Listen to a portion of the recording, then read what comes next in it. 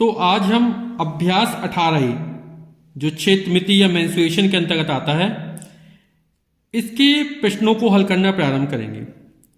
तो इसमें जो मोस्टली सवाल दिए गए हैं वो समलंबाकार क्षेत्र के दिए गए हैं ना। तो हम पहले जानते हैं कि समलंब होता क्या है और इसके क्षेत्रफल का सूत्र कैसे निकालते हैं, फिर हम इसके सवालों को हल करना प्रारंभ करते हैं। तो समलंब, ये समलंब का चित्र है। समलंब एक ऐसा चतुर्भुज होता है जिसमें सम्मुख भुजाओं का, आमने सामने भुजाओं का एक युग्म या एक पेयर समांतर होता है। जैसे हमने मान लिया ए बी सी डी एक चतुर्भुज है, तो इसमें जो भुजा ए बी है वो भुजा सी डी के क्या है, समांतर है। सम्मुख भुजाएं और कैसी है, समांतर है। तो ऐसा चतुर्भुज जिसमें सम्मुख भुजाओं का एक पेयर या एक युग्म समांतर होता है, ऐसे चतुर्भुज को हम समलंब कहते हैं या ट्रेपेजियम कहते हैं। और इससे जो घिरा क्षेत्र होता है वो समलंब का क्षेत्र कहलाता है। तो समलंबाकार क्षेत्र का क्षेत्रफल का जो सूत्र होता है बराबर 1/2 समांतर भुजाओं का योग। समांतर भुजाएं कौन सी भाई, ए बी और सी डी, यानी 1/2 A B plus C D गुणे ऊंचाई। ऊंचाई का मतलब यह समांतर भुजाओं के बीच की जो दूरी होती है वो हमारी ऊंचाई कहलाती है। यहां पर ये हो गई h। यहां पर समांतर भुजाओं के यदि इससे b1 से निरूपित करें, इसको b2 से निरूपित करें, तो ये सूत्र हो जाएगा 1/2 b1 प्लस b2। b1 पहली समांतर भुजा की लंबाई है, b2 दूसरी समांतर भुजा की लंबाई है, और h यानी समांतर भुजाओं के बीच की दूरी। यानी समलंबाकार क्षेत्र के क्षेत्रफल का सूत्र जो हो जाएगा वो हम क्या, 1/2 समांतर भुजाओं का योग गुणे समांतर भुजाओं के बीच की दूरी या फिर ऊंचाई कह सकते हैं। तो अभ्यास 18 का पहला सवाल है हमारा, एक समलंबाकार क्षेत्र की समांतर भुजाएं 3 सेंटीमीटर और 4 सेंटीमीटर है। इनके बीच की दूरी 3 सेंटीमीटर है। समलंबाकार क्षेत्र का क्षेत्रफल ज्ञात कीजिए। तो हम सूत्र लगा देंगे, समांतर भुजाएं की लंबाई 3 सेंटीमीटर और 4 सेंटीमीटर दी गई है ना, और बीच की दूरी यानी ऊंचाई हमें 3 सेंटीमीटर दी गई है। तो समलंबाकार क्षेत्र के क्षेत्रफल का सूत्र होता है 1/2 समांतर भुजाओं का योग गुणे ऊंचाई या बीच की दूरी। तो जो वैल्यू जिसको पुटअप कर देते हैं, रख देते हैं। समांतर भुजाएं हमको दी 3 सेंटीमीटर और 4 सेंटीमीटर, तो जो है पहली 3 है, दूसरी 4, 3 + 4, और जो बीच की दूरी वो हमको 3 सेंटीमीटर दी गई है। तो इसको हल करते 1/2, 3 में 4 जोड़ 7 गुणा 3, तो हो जाएगा 7 या 21/2।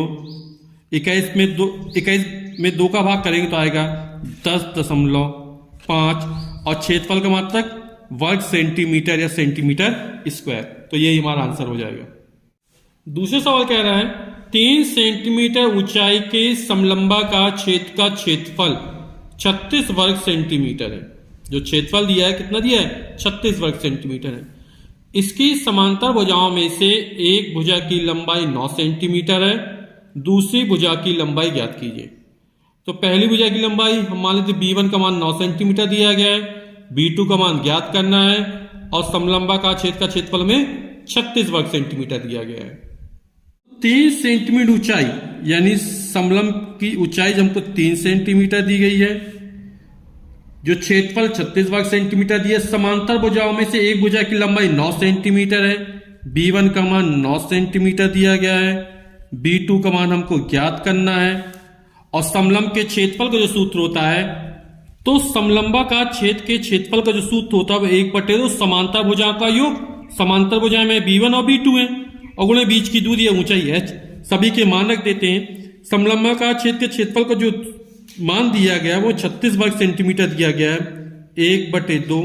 b1 का मान हमारा 9 सेंटीमीटर है, b2 का मान हमको ज्ञात करना है, ऊंचाई हमको 3 सेंटीमीटर दी गई है। अब ये बराबर में b2 का मान ज्ञात करना हमको, तो ये बटे में है तो कहां जाएगा, बराबर के स्तर ऊपर में जाएगा, गुणा में है चूंकि, और ये गुणा में 3 है तो ये नीचे आएगा, है ना।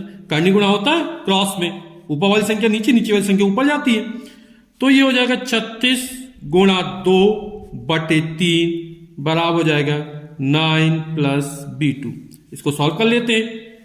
36 में 3 का भाग जाएगा 12 बार जाएगा, और 12 में 2 का गुणा करें तो हो जाएगा 24 बराबर 9 प्लस B2। B2 को इस तरफ लाएगा तो माइनस का हो जाएगा B2 बराबर 9, ये 24 तो माइनस को 24 हो जाएगा, तो हो जाएगा माइनस B2 बराबर 9 में से 24 जाएगा तो 15 9 24, यानी माइनस का 15 आ जाएगा। माइनस से माइनस कैंसिल, तो जो B की वैल्यू निकलेगी वो B बराबर हो जाएगा हमारा 15 सेंटीमीटर, यानी जो दूसरी समांतर भुजा होगी उसकी लंबाई जो होगी वो हमारी कितनी होगी 15 सेंटीमीटर होगी। क्वेश्चन नंबर तीसरा दिया गया है, निम्नांकित चतुर्भुज ABCD में AB समांतर CD, जो AB भुजा है वो CD के समांतर है, AD परपेंडिकुलर AB, जो AD है वो AB पर लंब है, यानी ये जो बनने वाला कोण है वो हमें कैसा है 90 अंश है। AB बराबर 8 सेंटीमीटर, ये जो लंबाई वो 8 सेंटीमीटर है। BC बराबर DC, जो BC की लंबाई है वो CD के बराबर, ये 5 सेंटीमीटर, तो ये भी 5 सेंटीमीटर हो गया। चतुर्भुज ABCD से घिरे छेद का क्षेत्रफल ज्ञात करना, यानी इस पूरे छेद का हमें क्या करना है क्षेत्रफल ज्ञात करना है। ये समलंब है और समलंब के क्षेत्रफल का सूत्र होता है 1/2 समांतर भुजाओं का योग, तो समांतर भुजाएं 5 सेंटीमीटर 8 सेंटीमीटर दी गई, अच्छी बात है ये हमारे लिए। फिर बीच की दूरी ऊंचाई, ऊंचाई ज्ञात करें, ऊंचाई हमको नहीं दी गई, यानी इस भुजा की लंबाई हमको पता चल जाए तो हम क्षेत्रफल का सूत्र निकाल लेंगे। तो उसके लिए करते क्या है हम कि बिंदु C से एक लंब खींचते हैं, इस रेखा AB पर जब लंब खींचा तो ये वाला कोण 90 अंश हो जाएगा। ये समांतर भुजाएं हैं, ये लंब था तो ये भी समांतर भुजाएं हो जाएंगी। ये भुजा कितनी है पूरी 8 सेंटीमीटर है, ये सामने भुजा 5 है तो ये भी 5 सेंटीमीटर हो जाएगी, ठीक है। और इसका पता नहीं है तो ये हमारा क्या बन गया आयत बन गया। अब ये पूरी लंबाई 8 सेंटीमीटर, ये 5 सेंटीमीटर निकल जाएगा तो यहां से यहां तक की जो लंबाई होगी वो 3 सेंटीमीटर हो जाएगी। इसको कोई बिंदु मान लेते हैं, ये बिंदु मान लो E हो गया, तो BE की लंबाई में 3 सेंटीमीटर हो गई, तो ये लंबाई ज्ञात हो जाए तो ये बराबर हो जाएगा, क्योंकि CE बराबर AD। आयत की सम्मुख भुजाएं कैसी होती समान होती हैं। तो यहां पर ये समकोण त्रिभुज बन गया, और ये समकोण त्रिभुज कर्ण है। हम जानते हैं कि समकोण त्रिभुज में किसी समकोण त्रिभुज कर्ण पर बना वर्ग शेष दो भुजाओं पर बने वर्गों के योगफल के बराबर होता है। तो समकोण त्रिभुज CEB में या BEC में पाइथागोरस की प्रमेय लगा देंगे कि कर्ण का वर्ग कितना है BC का वर्ग। किसी समकोण त्रिभुज में कर्ण पर बना वर्ग शेष दो भुजाओं पर बने वर्गों के योगफल के बराबर होता है। तो शेष दो भुजाएं एक CE हो गई का वर्ग और प्लस BE का वर्ग। ये जो CE भुजा इसको H मान ले तो ऊंचाई है, क्योंकि ये बीच की दूरी। BC का मान कितना हमारा 5 है, 5 का वर्ग। C को हमने H मान लिया तो H का वर्ग। B का मान हमें 3 सेंटीमीटर दिया तो 3 का वर्ग। 5 का वर्ग हो जाएगा 25, H स्क्वायर 3 का वर्ग हो जाएगा 9, ये इस तरफ जाएगा इस तरफ ले आएंगे तो H स्क्वायर बराबर हो जाएगा 25 माइनस 9, 25 में 9 गए 16, दोनों पक्षों का वर्गमूल लिया तो H का मान निकल आएगा वहां प्लस माइनस 4। चूंकि दूरी ऋणात्मक होती नहीं है इसलिए हम क्या ले लेंगे प्लस का 4 ले लेंगे। तो H स्क्वायर बराबर 16, तो H का मान कितना निकल आएगा 4 सेंटीमीटर हमारा निकल आएगा। तो ये जो दूरी है वो 4 सेंटीमीटर निकाली।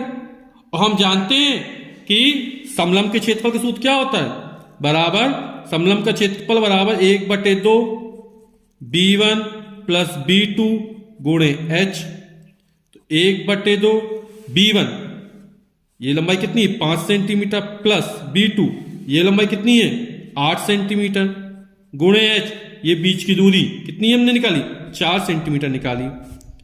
तो हो जाएगा 4 में 2 का भाग जाए 2 आ जाएगा, या लिख दे 5 प्लस 8 13 गुणे 4/2, 2 दूनी 4 13 दूनी 26 सेंटीमीटर स्क्वायर। जैसे अगला सवाल चौथा, एक समलंब का छेद की समांतर भुजाएं 8 मीटर और 6 मीटर है और इसकी ऊंचाई 4 मीटर है। समलंब का छेद का क्षेत्रफल ज्ञात कीजिए। तो हम सूत्र लग देंगे, समलंबाकार छेद का क्षेत्रफल बराबर 1/2 समांतर भुजाओं का योग गुणे ऊंचाई। तो क्या हो जाएगा 1/2 8 + 6 हो जाएगा इंटू 4 हो जाएगा, सॉल्व कर लेंगे आंसर निकल आएगा। अगला सवाल है 5वां, एक समलंबाकार छेद का क्षेत्रफल 240 वर्ग मीटर है और उसकी ऊंचाई 15 मीटर। ऊंचाई कितनी दी गई 15 मीटर दी गई, क्षेत्रफल कितना दिया 240 वर्ग मीटर दिया गया। यदि समांतर भुजाओं में से एक दूसरी की दोगुनी हो तो दोनों समांतर भुजाओं की लंबाई ज्ञात कीजिए। तो मान लेते हैं कि पहली समांतर भुजा की लंबाई x है तो दूसरी दुगनी है तो उसमें 2 का गुणा कर देंगे तो वो 2x हो जाएगी।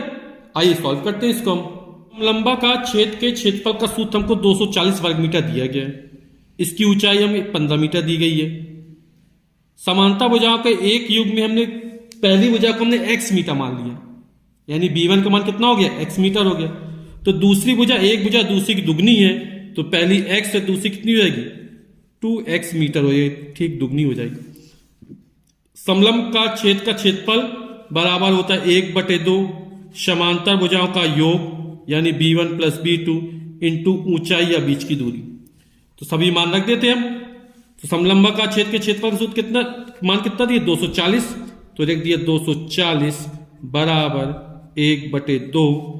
b1 का मान हमारा x है, b2 का मान 2x है और ऊंचाई हमको दी गई है वो 15 मीटर दी गई है। कितनी दी गई 15 मीटर। इसको सॉल्व कर लेते तो आंसर निकल आएगा हमारा। ये बटे में 2 ऊपर जाएगा और ये 15 नीचे आएगा, इसको लिख देंगे 240 गुणा 2/15 बराबर x + 2x तो कितना हो जाएगा 3x हो जाएगा। तो x की वैल्यू निकालिए 3 नीचे चला जाएगा तो हम लिख सकते हैं x बराबर 240 गुणा 2/15 गुणा 3। 3 से काट 3 एकम 3, 3 अट्ठे 24, 80 हो गया। अब 5 तिया 15, 5 एकम 5 3 बचा, 5 6 31 16 हो गया तो हो जाएगा 16 गुणा 2/3 तो 16 दूनी 32/3। तो हमने सॉल्व किया तो x की वैल्यू कितने 32/3 निकल आई। तो हमने क्या माना था समांतर भुजाओं में पहली भुजा की लंबाई निकली थी b1 और b1 का मान कितना था x था, तो x की वैल्यू निकलेगी 32/3 मीटर और b2 का मान कितना है 2x है तो 2 गुणा 32/3 तो निकले 32 दूनी 64/3 मीटर। यदि इसको आगे सॉल्व करना चाहें तो 32/3 को लिख सकते हैं हम 10.666 निकलेगा यानी इज नियरली टू 10.67 मीटर हो जाएगा ये, और ये निकलेगा लगभग 21.333 मीटर आंसर।